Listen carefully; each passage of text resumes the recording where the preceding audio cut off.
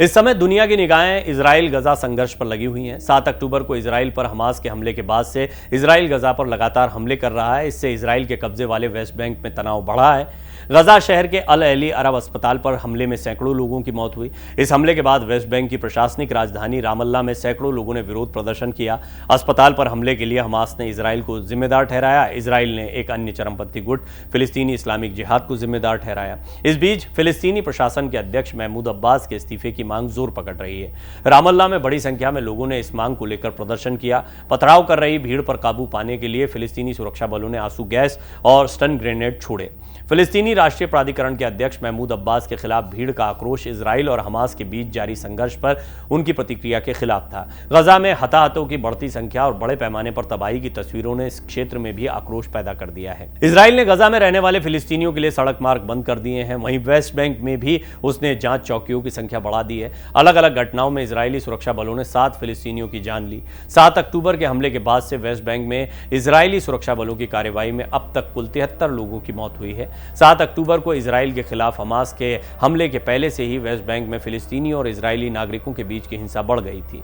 एक रिपोर्ट के मुताबिक पिछले 1.5 साल में वेस्ट बैंक में हिंसा में बढ़ोतरी हुई है, जिस पर 1967 के 6 दिन के युद्ध के बाद इजराइल ने कब्जा कर लिया था। बीते महीनों में तकरीबन हर रात इजरायली सेना की घुसपैठ हुई। इजरायलियों के खिलाफ फिलिस्तीनी हमलों और फिलिस्तीनियों और उनकी संपत्ति के खिलाफ इजरायली लोगों की हिंसा बढ़ी है।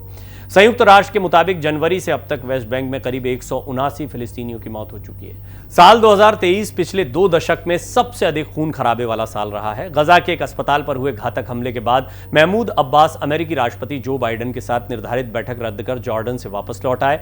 उनके वेस्ट बैंक लौटने पर सैकड़ों प्रदर्शनकारी रामल्ला के मनारा चौक पर उनका इंतजार कर रहे थे। ये लोग इजराइल और हमास के बीच संघर्ष पर अब्बास की प्रतिक्रिया को अप्रभावी बताकर इस मामले में अपनी नाराजगी जता रहे थे। एक रिपोर्ट के मुताबिक कुछ प्रदर्शनकारियों ने हमास नेताओं के समर्थन में नारे भी लगाए।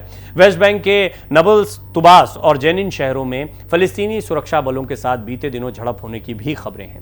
अब्बास के खिलाफ वेस्ट बैंक में विरोध प्रदर्शन लंबे समय से चल रहे थे।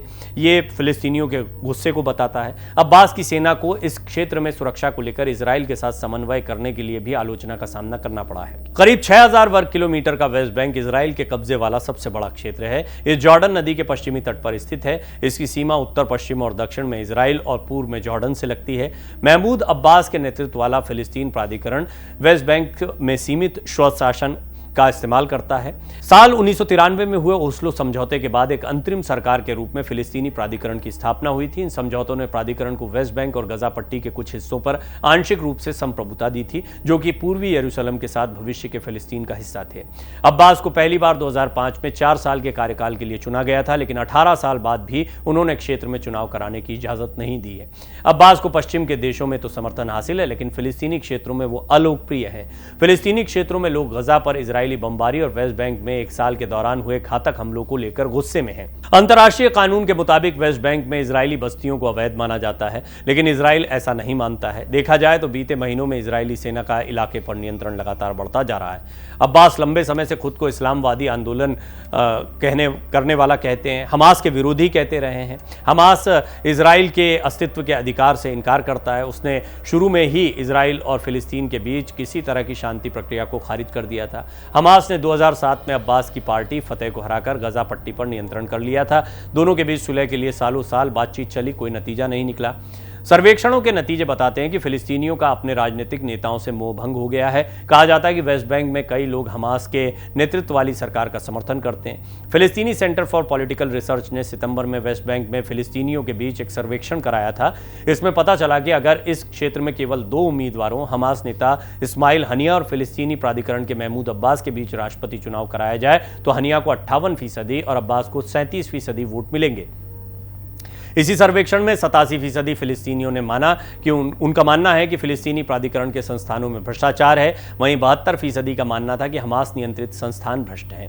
इस सर्वेक्षण में शामिल 65% फिलिस्तीनियों का मानना था कि ओस्लो समझौते पर हामी भरने के बाद से उनकी स्थिति और खराब हुई है। वहीं केवल 20% का मानना था कि उनकी स्थिति में सुधार हुआ है। गजा पर 2007 में हमास के नियंत्रण के बाद से इजराइल ने वहां 4 युद्ध लड़े हैं, लेकिन बीते सप्ताह शुरू हुआ ये 5वां युद्ध सबसे घातक है। आने वाले दिनों में गजा में जो होगा उसका असर वेस्ट बैंक पर जरूर पड़ेगा।